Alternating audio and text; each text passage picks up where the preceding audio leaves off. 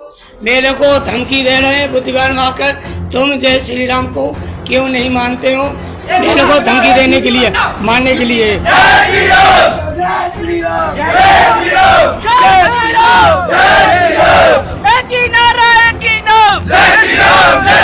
हम उस देश के वासी हैं जिसने दुनिया को युद्ध नहीं बुद्ध दिए हैं, शांति का संदेश दिया है। Friends, good evening, Namaskar. I come from India, the land of Buddha. I come from India, the land of Buddha.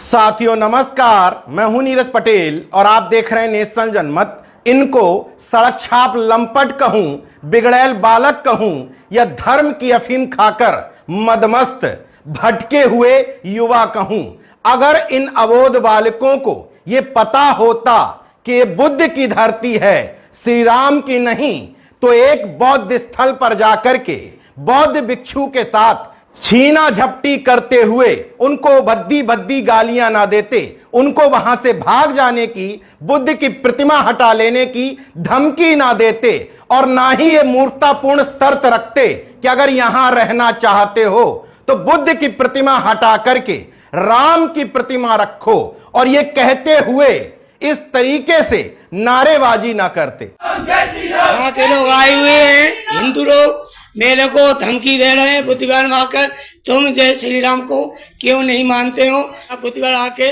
धमकी दी गई है, बड़े सारे लड़के मेरे को लिए मानने के लिए आए हुए हैं।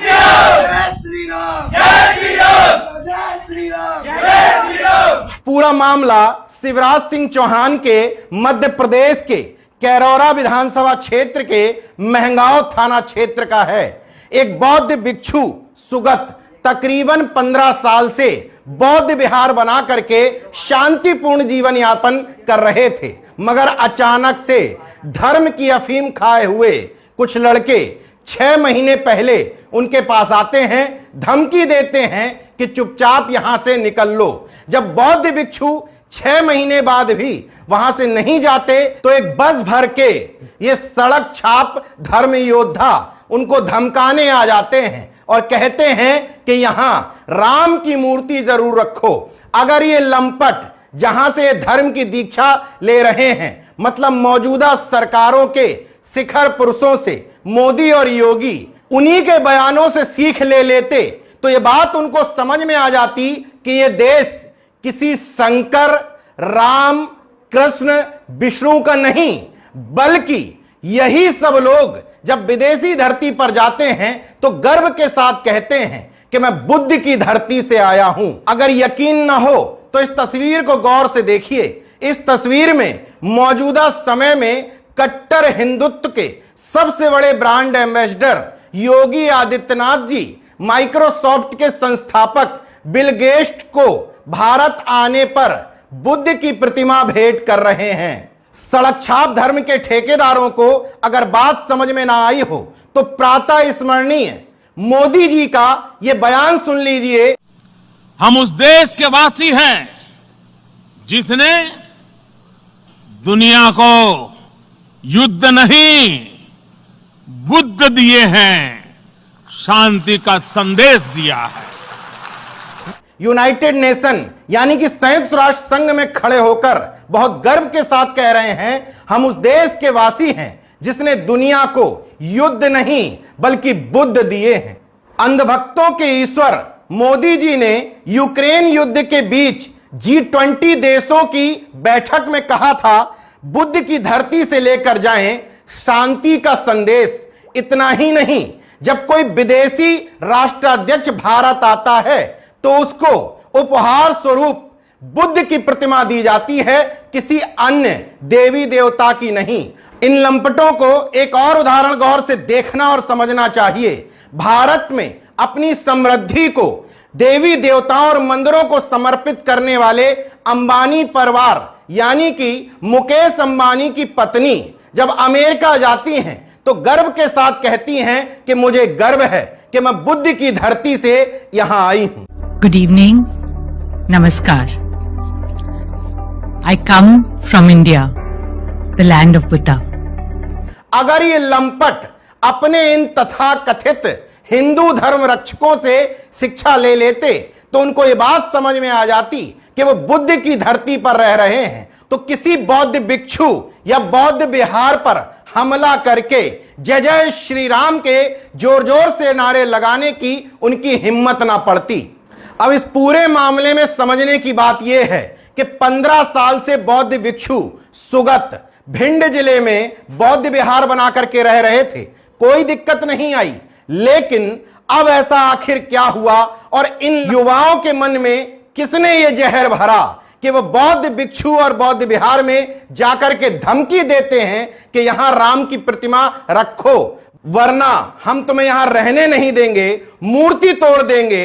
इन अबोध बालकों के मन में इस तरह का कट्टर धर्म भरने की जिम्मेदारी इस दलाल भांड कॉरपोरेट मीडिया और उन कट्टरवादी हिंदू संगठनों को जाती है जिसने धर्म की परिभाषा ही बदल के रख दी है। दूसरे धर्मों के प्रति नफरत रखना, किसी भी तरह से दूसरे को क्षति पहुंचा करके अपने धर्म को श्रेष्ठ साबित करने की कोशिश करने को इन लोगों ने धर्म की परिभाषा में शामिल कर दिया है। शायद यही वजह है कि गांव में बोलने वाला बड़े संजीदगी के साथ जो राम राम या सीताराम बोला जाता था, आज वो भ्रुकुटी तान करके दूसरे को चिढ़ाने वाला जय जय श्री राम में तब्दील हो गया है। ये विशुद्ध राजनीतिक नारा है और वो गांव में नमस्कार का संबोधन हुआ करता था। किसकी जिम्मेदारी है जिसने इस भक्त हनुमान को इस एग्रेसिव और गुस्से में रहने वाले हनुमान में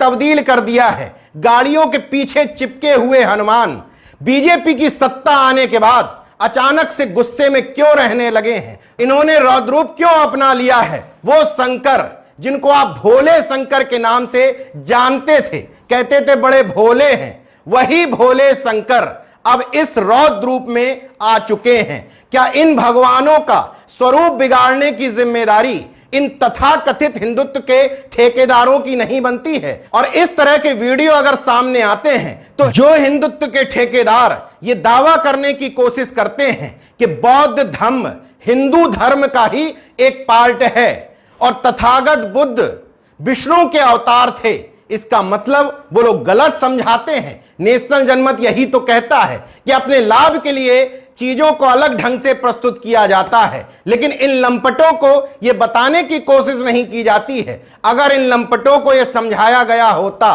तो बौद्ध विहार में घुस करके बौद्ध भिक्षु पर हमला नहीं करते। दूसरा, एक बात और ट्रेंड में आई है कि कहीं भी जाओ हमला करो, हिंसा करो, तोड़फोड़ कर दो, बस गले में भगवा गमछा डाल लो या जय जय श्री राम के नारे जोर जोर से लगा दो। खैर, इस मामले की जानकारी होते ही भीम आर्मी भिंड के जिला संयोजक बलवीर सिंह बौद्ध न सिर्फ बौद्ध भिक्षु के पास अपनी टीम के साथ पहुंचे बल्कि स्थानीय थानाध्यक्ष से स्पष्ट तौर पर कहा कि अगर एक हफ्ते के अंदर आरोपियों की गिरफ्तारी नहीं होती है तो हम आंदोलन के लिए बाध्य होंगे। अब देखना यह होगा कि मामू की सरकार में बौद्ध भिक्षु भी सुरक्षित रह पाते हैं या नहीं, या मुस्लिमों के बाद अगला टारगेट बौद्ध भिक्षु ही हैं। देखते रहिए नेशनल जनमत, जागरूक और सजग बने रहिए। जय विज्ञान, जय संविधान, जय लोकतंत्र। धन्यवाद।